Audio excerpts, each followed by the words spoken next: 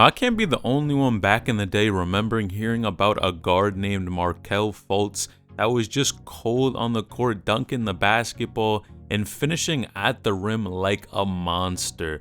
Markelle Fultz is one of these guys who, of course, in the NBA now, but has had a crazy comeback story that many people won't even believe. Now, of course, Markelle Fultz back in high school actually was ranked a top player in the country, 7th out of the ESPN Top 100, McDonald's All-American, any of the accolades you could think of, he had it, and had offers from all the top programs in the country. Now, of course, he decided to go to Washington, where, of course, he did not let fans down. Bro was averaging in college 23 points per game. And of course, you guys know if you're putting up 23 points per game, especially at a school like Washington, and they've had a number of talented guys come out of there. DeJounte Murray, I believe, went there. And even Isaiah Thomas back in the day was at Washington as well. Man, you know, you putting up 20 points there, you probably have a good chance of going to the league. And let's not forget, of course, his height as well. Bro was standing at around 6'4", which that's good height for the NBA as well,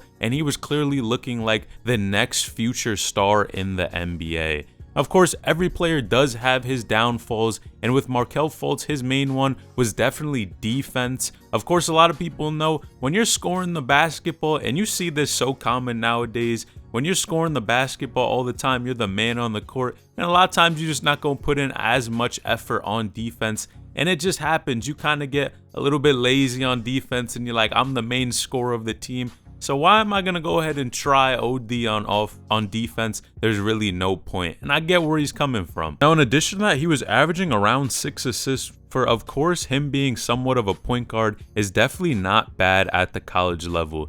Now, what everyone was waiting for, this dude got drafted first pick overall in the 2017 draft to the 76ers. Of course, a lot of pressure and a lot of hype around his name. He played well in Summer League. You guys know if you're a first pick, man, everyone is going to be watching how you're going to play in that first official game in the NBA, because this could really set a precedent on how good you are actually going to hoop, how good of a player you're going to be. Are you going to be an all-star? Are you going to be one of the greats coming up in the next couple of years? Or are you going to be the dreaded bust of the NBA? Now, Markelle found his way and made it to the NBA, but right before his first game, things started to get very weird. Now, if you do enjoy these types of videos, feel free to like the video and subscribe to the channel. We are on the road to 15,000 subscribers and are trying to hit it in the next 24 hours. So hit that subscribe button and join the community now. Now, number one, his jump shot form was looking very different than it was previously. Of course, he does kind of have a little bit of a quacky game to him, but his form just looked completely off. And it was almost like Markelle Fultz, his jump shot looked broke. He looked like a completely different player than he did when he was back in college and even high school. And a lot of people were scratching their head and wondering what is actually going on with this dude. I thought he was supposed to be one of the best players out here, and then all of a sudden his game just shifts and his jump shot's not looking solid, and it's just looking like a completely different person. Now, a lot of stories and a lot of confusion was going out, and a lot of different opinions about this entire topic. Markelle Fultz actually came out and said pretty much that his shoulder was bothering him, that he had an injury to his shoulder, and that basically when he was putting up shots, it felt like someone was pulling his arm down.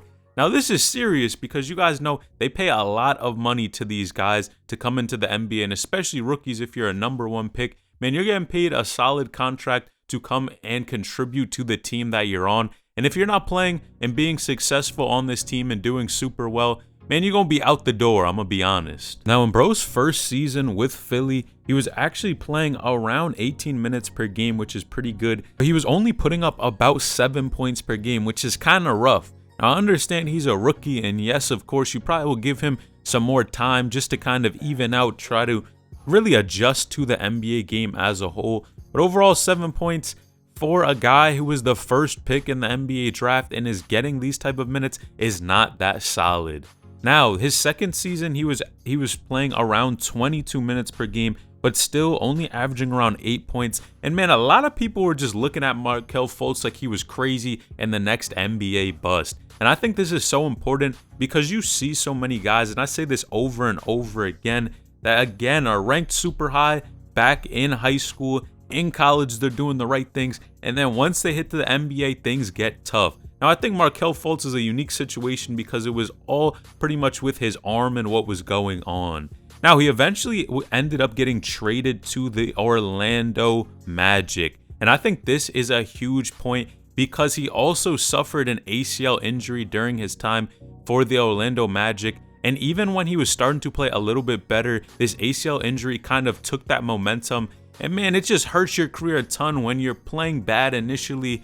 Then you kind of start to fix things, get a little bit better, and then all of a sudden you get an ACL injury, which just kind of takes you out for even more time. Now, I've never torn my ACL, but personally, with any injury that I've ever had, you have to stay out for a minute. You kind of have to stay out for even longer than what's recommended so that when you do officially make that return, you're 150%, you're ready to go. And I think even with Markelle Fultz again and these trainers, these guys are professionals. They're going to keep him out for a minute and to make sure that he's ready to go and ready to just be the man on the court, go out there and hoop.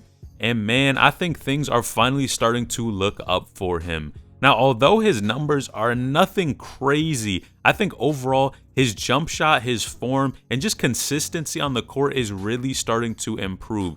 Now, he is averaging around 12 points per game, playing 28 minutes per game. But overall, if you really take a look at these games and even look at some of his percentages, his field goal percentage is just around 50%. And even 3-point percentage definitely is not the best, but it's up at around 30%. And this clearly shows you, man, I think a lot of times we like to count out players when they start playing bad and when they're looking like busts. But honestly, Markelle Fultz is having a nice comeback story here that really a lot of people, I'm going to be honest, NBA players do not end up getting to see. Because a lot of times, man, if you're a bust, you're going to be in the NBA for a little bit. And if things are not going well, man, they're going to ship you overseas or to the G League. And I'm going to be honest, as a first round pick, man, and the #1 pick in the NBA draft, that is super embarrassing. Personally, I definitely think when you have a bad season or two, people look at you very differently because, of course, you're just not playing the best. You're overall kind of looking like kind of iffy on the court. But I think even with the Orlando Magic squad, you got a ton of talent. Cole Anthony, you got Paolo Banchero, Bobo. I mean, you have a ton of guys here that have for sure a ton of talent. But man, people just like to disrespect Markelle Fultz nowadays and act like he wasn't the man just a couple years back. And I think as he starts to get that confidence overall and just regain that swagger that he had back when he was in high school, back when he was in college, and just mentally be there, I think his numbers are going to skyrocket, and bro could even end up being an NBA All-Star in the very near future. It's crazy how at one point Markelle was even being compared to Allen Iverson. You guys know how solid AI was, super cold, but through all of these injuries and just really overall how he's playing, it seems like, man, he may be back to his former self. And who knows, maybe even people will start to compare him to AI if he continues to play well. But really, only time will tell. If you love NBA hoops, you won't want to miss this update on Dwayne Wade's son, Zaire Wade. And I gotta be honest, things are looking terrible for bro. So click the video on the screen right now to find out what's going on.